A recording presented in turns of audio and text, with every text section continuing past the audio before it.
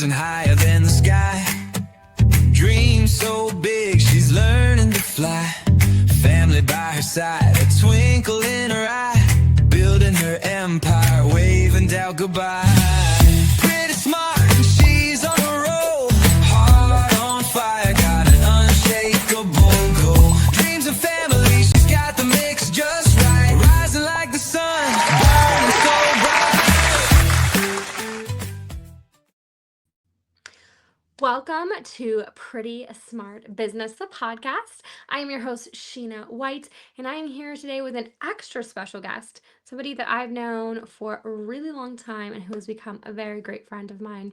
She is a badass personal injury attorney who actually gives a crap about you, which I don't know if you know many personal injury attorneys, it's not really their jam, but this is Samantha Flanagan, and she is one in a million. Welcome, Samantha.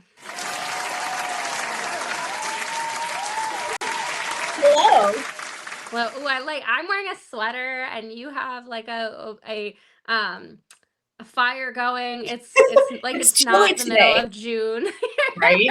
Well, it's chilly today, and it's great ambiance. It is a tad chill, and I love a good sweater, and I'm in my basement, so like it's always sweater weather down here. Great. Okay. So first, tell our listeners or watchers, whichever one might be happening right now, how did you get into personal injury law, and why, like, of all the types of law, did you decide to do this? Sure. I don't remember the true start. All I remember is that back in high school, we had to do a paper and job shadowing for some sort of career. For whatever reason, I chose paralegal, not attorney, paralegal. I want to do the grunt work.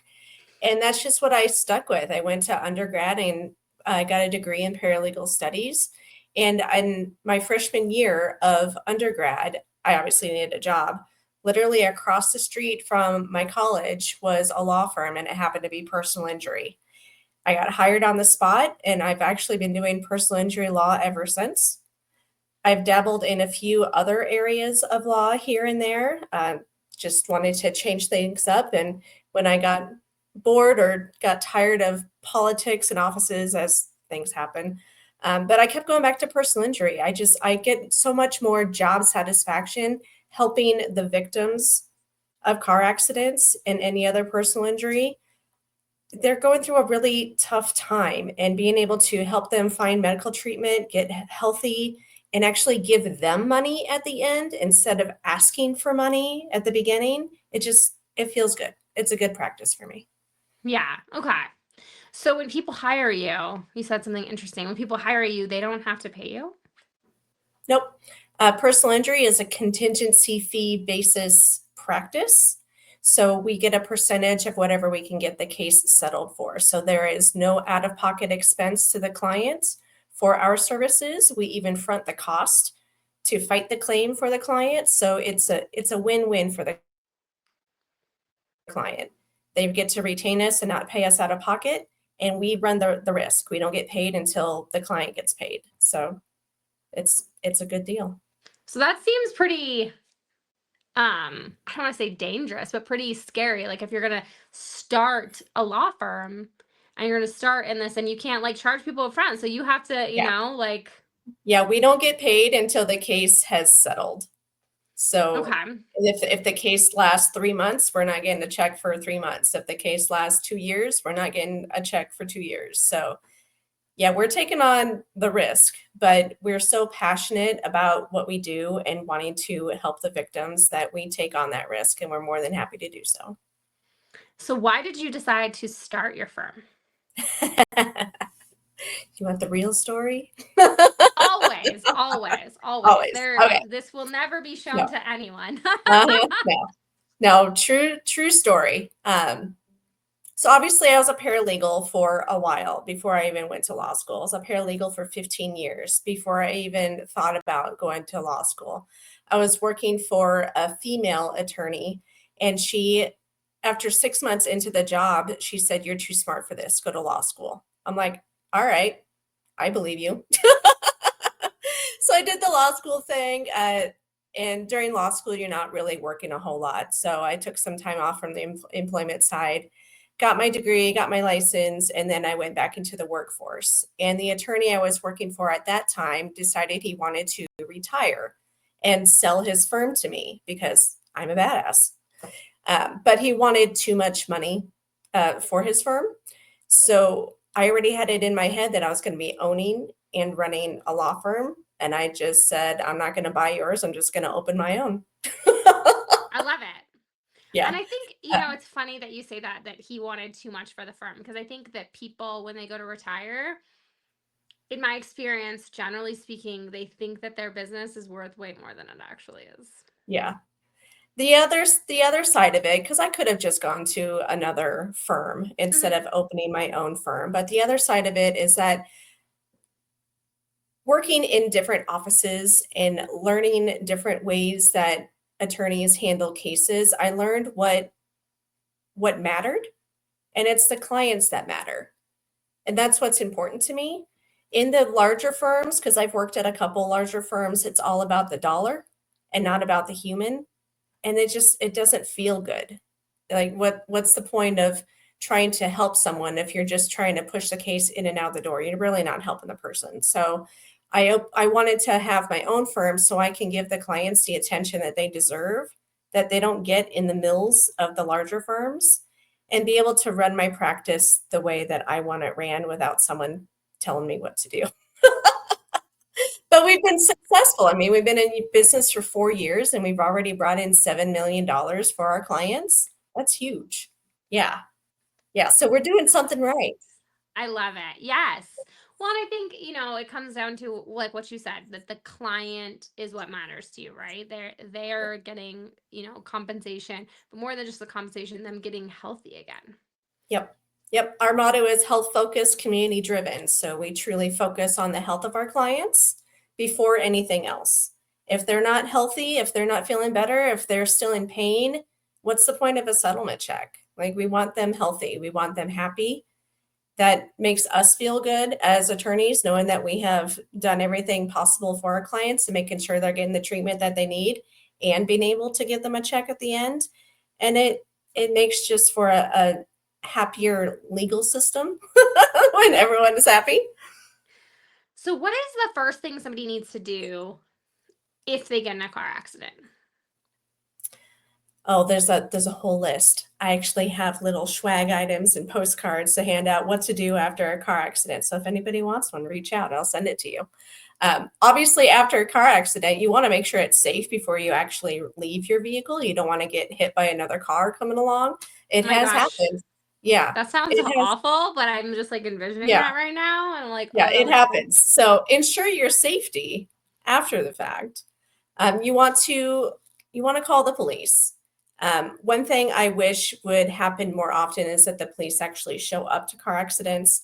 Unless you report an injury while you're talking to 911, they're less likely to send the police or an ambulance because they're busy. I get it. But we need documentation. So the most important thing to do after the accident is documentation. If the police show up, they'll create a police report and document everything and figure out who's liable for the accident, which is very important. It's otherwise you have the he said, she said, everything.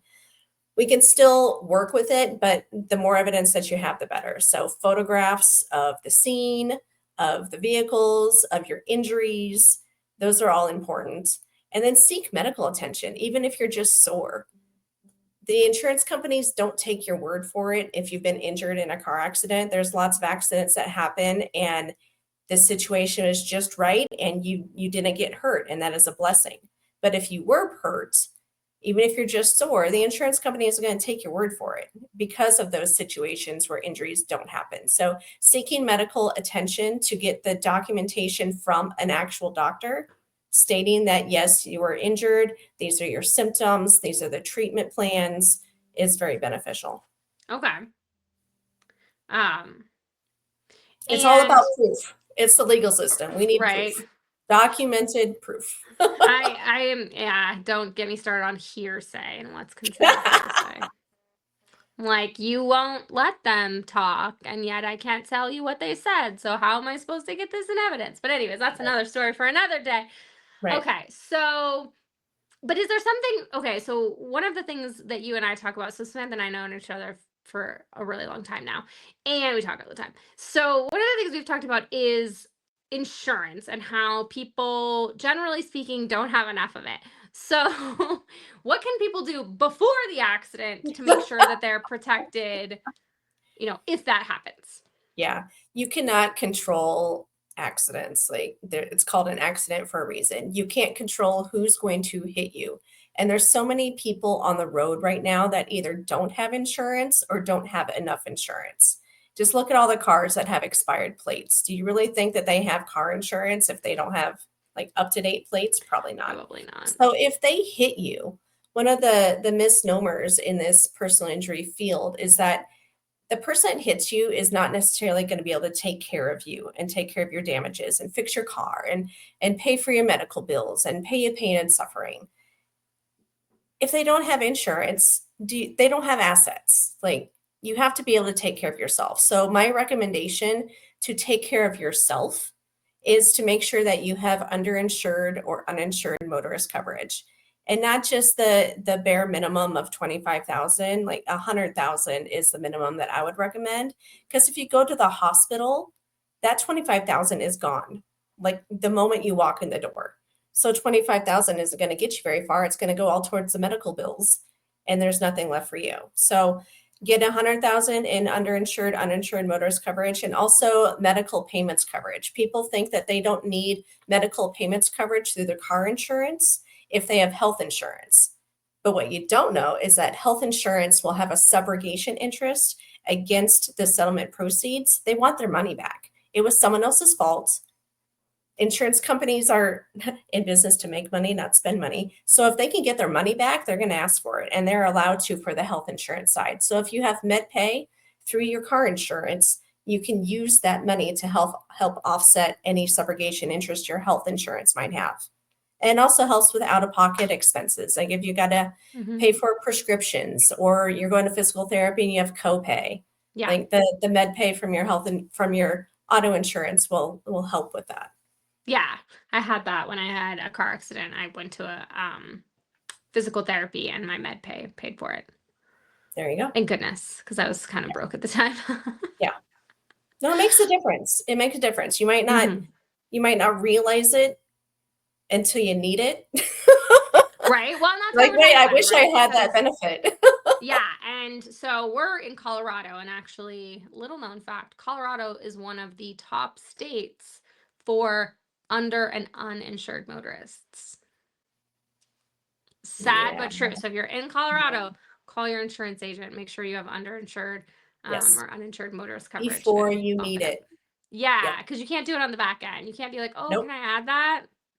Yeah. They don't let you do that. They say no. They say, yeah, you can add it for the next time, but Right. not for this time. Okay. Right. Yeah, because I think we see, okay, so I don't know about you. I watch the news every morning and we're inundated with the commercials of like, this person got me $800 million. So, okay, so you're in the industry for real. So let's talk about the real of what people can expect from a settlement. Yeah, we are at the mercy of the limits of the insurance policy, honestly. So like I said before, if you're going after the at-fault person, if they don't have insurance or they only have, 25,000, 25,000 is the most you're going to get if that's what the policy limit says.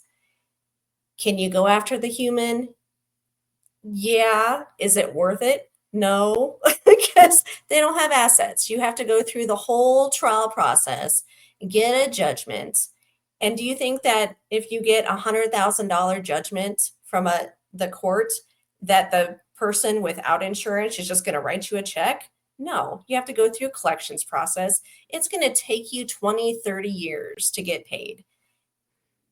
It's better, as bad as it sounds, it's better to just take the loss and move on. Otherwise, you're going to add more stress trying to collect any judgment that might come of it. Well, in those sorts of judgments, that is not contingency. Right? So if somebody wanted to go after, like if they were Yeah, insistent upon going after someone with no assets, they would have to pay out of pocket for the lawyer to represent them. probably. Yeah. I won't take them. I won't take them. No There lawyer is no, would. right. 'Cause- There's no true benefit there for anyone. For justice, if you really want the justice part of it, maybe, but you're not going to get money out of it. So, but yeah, you're at the mercy of the policy limit. That's why it's important to take care of yourself. So forget about what other people have out there. Take care of yourself. Have enough insurance coverage for yourself in case something happens. yeah. Okay. So say I'm in an accident and I feel fine. Should I still go to the doctor?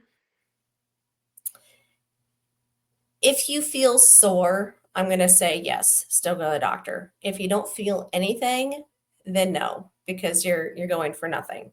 There's nothing to document. You'll go into the doctor and say, I'm not feeling anything. I feel fine. So then you're wasting time and money. So only if you feel something. Okay. You don't want to you don't want to seek treatment unless you need it. There is such things as over treating for accidents. So it's best to listen to your body and listen to the medical provider's recommendations because insurance companies also pick up on overtreating or faking injuries. Like it's a big deal. And there's ways to figure it out. So on the back end. So Yeah. just It's be just like honest. when somebody Be takes a honest with ham, yourself. right? It's like when somebody takes a hammer to their car and tries to pretend it's hail. It's like, Yeah. No, it's they can very tell. obvious that it's not. Yep. Okay. So as a business owner, what do you think what was like has been the hardest part of owning and building your own business as a female entrepreneur? Where do I start? So, uh, as a female in a male dominant business, it's been a struggle. Trying to get my name out there in an industry where there are larger firms than myself that capitalize on marketing with billboards, buses, commercials, radio, like everything. It's very expensive. It's very difficult to get my name out there.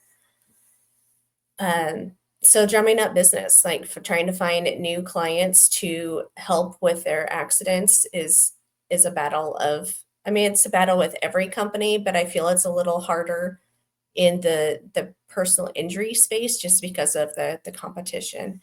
Yeah. And now that I've been in business for 4 years now and I have a team, um, never being an employer before and learning that whole aspect has been a challenge, but it's rewarding at the same time. All of it Mhm. is still rewarding. It's just a challenge at the same time. Yeah. Well, I mean, and I think, yeah, especially because, you're going up against people who their marketing budget for the month is what you made last year. Yeah. So it's like, yeah.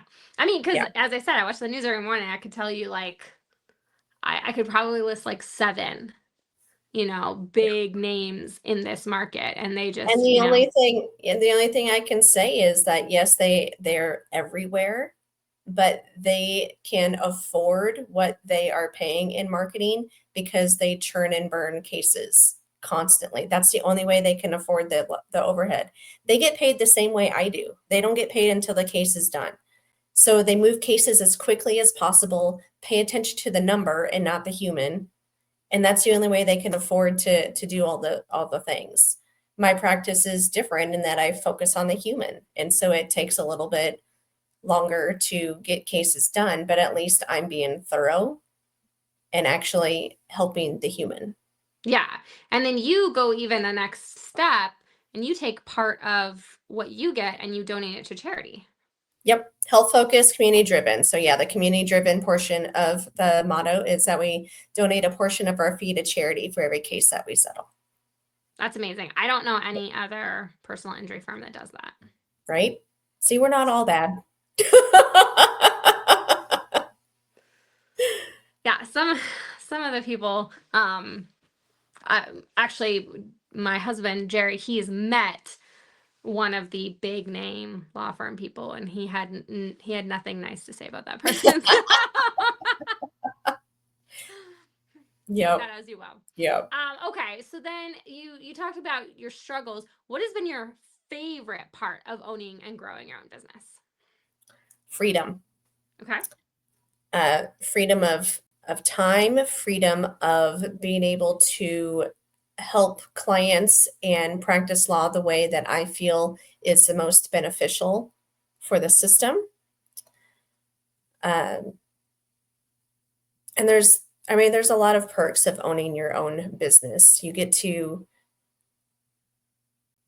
help your fellow employees, help them grow, help them learn. Um, yeah, just freedom and being able to grow is what I love most about it. I like that though. Like I like where you said freedom to practice law the way you think is the most beneficial, right? Because when you Yep. are in a firm and you work for someone, you have to practice law the way they want you to. Yep. And just like it's called, doctors are practicing medicine, lawyers, same thing. Yep. We practice Practicing, law. just FYI. So yeah, so I mean, being able to practice it the way that you think is best is super that's something you can only do if you own your own business. Right.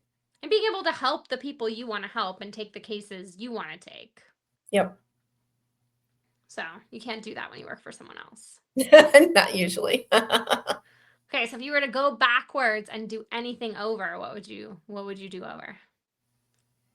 I'd probably go to law school sooner. Okay. I was capable sooner. I just didn't have the influence that I had at that time. So I could have done a lot more a lot sooner. But really that's the only thing I would have changed. I still am glad that I was a paralegal first. I learned the system.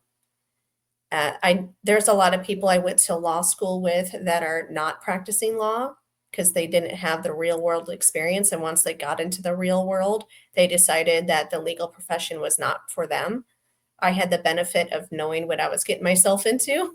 Right? Yeah. So, but every trial and tribulation that I've gone through, it's been a blessing. They might have been hard at the time, but I've grown from it and I've learned a lot, and I wouldn't be where I am today without the struggles that I've gone through in the past. I think that's a really good point, when thinking about stuff, because I was pre-med. And so I know a lot of people who actually, I didn't go to medical school, but I know a lot of people who actually went to medical school, and a lot of them are not anywhere near medical Yeah. profession. So it's like, Yeah. if you're going to decide to do that, maybe do something where you're trying it out first, right? Yep. Yeah. Where you're really enmeshed in the actual doing of the thing before you make, a multi 6-figure investment into learning to become that thing. Yep. And it's Yeah. not just the money, it's the time. Like going to law school, I already had the bachelor's degree, but you need a bachelor's degree before you go to law school. So it's a 7-year commitment to become an attorney. Yeah. And then you have to take the bar. And you have to take the bar. Yep. Which I heard, like, you have to study for like 6 months to take it or something crazy. You do, and it's insane. It seems crazy to me that you go to school for 3 years to study for 6 more months to take a test that proves you went to the school for 3 years. Yeah. But it's complicated. Like the multiple choice section of the bar exam is a freaking nightmare because there's 4 answers, and guess what? They're all 4 correct. You just have to choose the one that the bar association thinks is the most correct, but they're all correct. Okay, that feels like a trick. There's some stress. There's some stress. Is that just feels like the whole section is trick questions? Yep. In my opinion. How do you even prepare for that? Luck of the draw. Oh, okay. Because that has nothing to do with real world experience, real laws. Like you don't even have to know the law to take the bar exam. They make you go to law school first, though, in like most all states, except for I think like 1 or 2. Yeah. Everybody will have to look that up on their own. But there's 1 or 2 out there that you can get around law school. Right. There's other things though. Okay. Or you could do the from the movie Catch Me If You Can. That guy took the bar exam and didn't go to law school. Right? Or the show Suits. So Oh, that I didn't yes. watch the end of it, Suits. but that ended up, I Yeah, think, badly for him. I don't know. I didn't watch the right? end. Don't do it. Don't do it. Okay. So thinking about talking to fellow women entrepreneurs, what are the biggest takeaways that you could give them if they're thinking about or in the middle of their own business? Don't give up. Just keep pushing through. Surround yourself with people that encourage you and inspire you. Uh, don't let the naysayers win. If it's something that you truly want to do, there is a way to do it. And if you want support, I've been there. I've done that. I've done it. I'm here for you. I love it. So if you're passionate about it, there's no reason why you can't accomplish it. Yeah, I mean, 100%. You can make anything happen if you want it. Okay. Awesome. Well, thank you so much for Samantha for being with us today on the Pretty Smart Business Podcast. We will link her website, and so if you've been in an accident, definitely reach out to Samantha. And even if you haven't, make sure to keep her number in case that ever happens to you. Yep. And our Flanagan is .law. So it's www.flanagan.law, not .com. It's just .law. I love it. Thank you so much, Samantha, and we'll see you next time. All right. Thank you.